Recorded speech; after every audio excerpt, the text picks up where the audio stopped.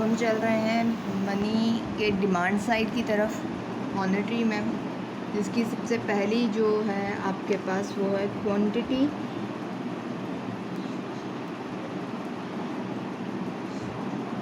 Theory of money, ठीक है, जिसके मेनली दो हिस्से हैं। यानी कि पहला तो है आपका फिशर्स का, ठीक है, और दूसरा है आपका, समझ लें दो पार्ट्स हैं, एक फिशर्स की क्वांटिटी थ्योरी ऑफ मनी है, दूसरी जो है वो है कैम्ब्रिज की।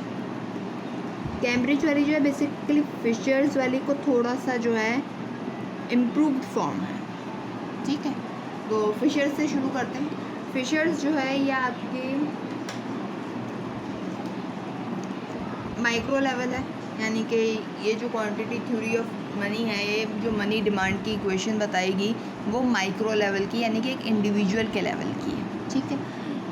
यानी कि अगर मैं इसको ये कहूँ कि ये quantity theory of money he micro level पे काम कर रही है या माइक्रो लेवल पे काम समझाती है तो ज़्यादा बेहतर होगा, ठीक है। तो पहले चलते हैं फिशर्स पे, ठीक है। फिशर्स की जो है, अब मैंने QTM लिखा है, क्वांटिटी थ्योरी ऑफ मनी, आप इसको फुल लिख लीजिएगा। मैं शॉर्ट इसलिए लिख रही हूँ क्योंकि फिर ये वीडियो भेजना जो है बहुत प्रॉब्लम करता है, ठीक है।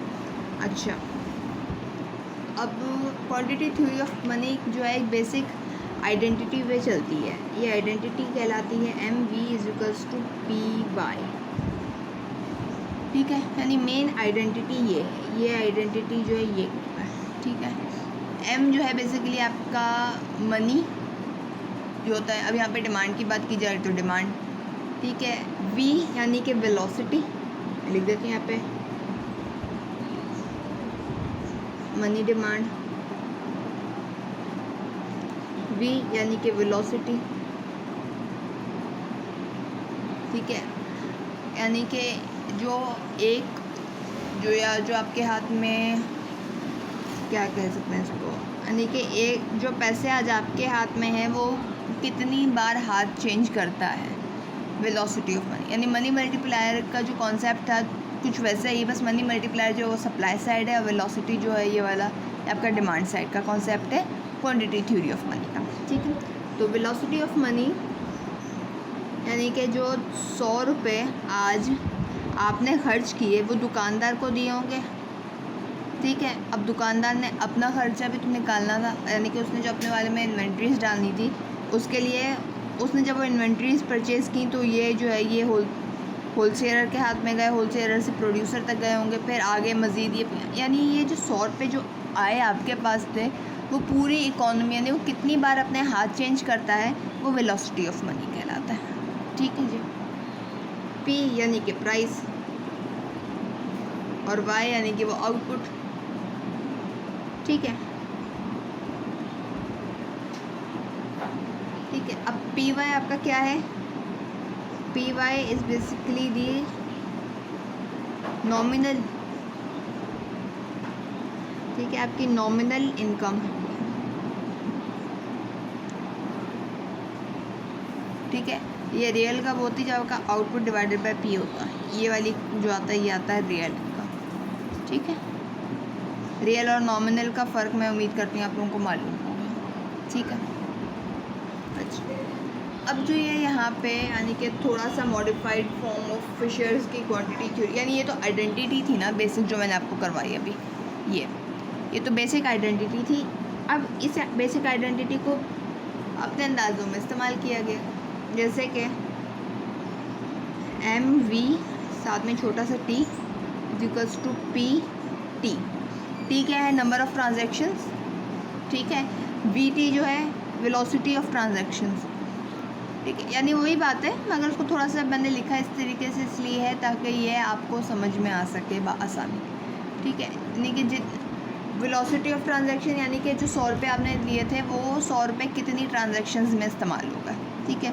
और T यानी वही जो आपकी इनकम थी उसको उन्होंने T कर दिया है कि कितनी ट्रांजैक्शंस हो रही हैं, ठीक है। तो इसके अंदर है क्या कहानी ये कहती है कि इन शॉर्ट रन, क्योंकि आपकी प्राइसेस स्टिकी होती हैं तो P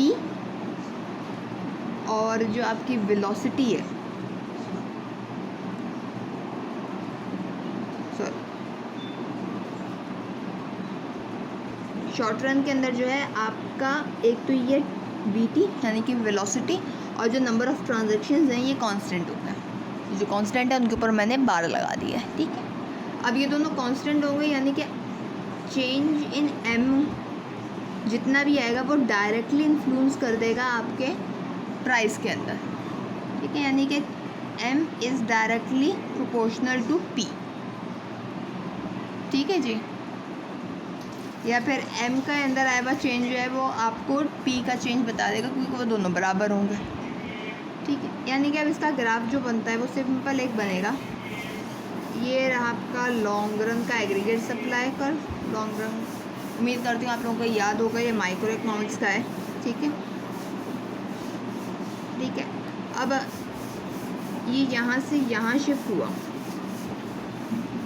एग्रीगेट डिमांड बढ़ गई। अब ये जो बढ़ा है ये आया है चेंज इन मनी सप्लाई, यानी कि एग्रीगेट डिमांड के अंदर जो चेंज आया है, ये ग्राफ, ठीक है। तो ये रहा लॉन्ग रन सप्लाई कर्व, ये पहला एग्रीगेट डिमांड है, दूसरा एग्रीगेट डिमांड है। ये जो चेंज आया है ये आया है मनी डिमांड की चेंज की वजह से जो है आपका एग्रीगेट डिमांड बढ़ गया है। यहाँ पे आपका प्राइस होती है, यहाँ पे आपका आउटपुट होता है। तो ये यहाँ से प्राइस का यहाँ आना, ये चेंज इन P और ये जो चेंज इन M है और ये चेंज इन P है, ये दोनों के दोनों सेम होंगे। यही कहता है आपकी फिशर्स की इक्वेशन, ठीक है। अब आगे चलता है कैम्ब्रिज की तरफ।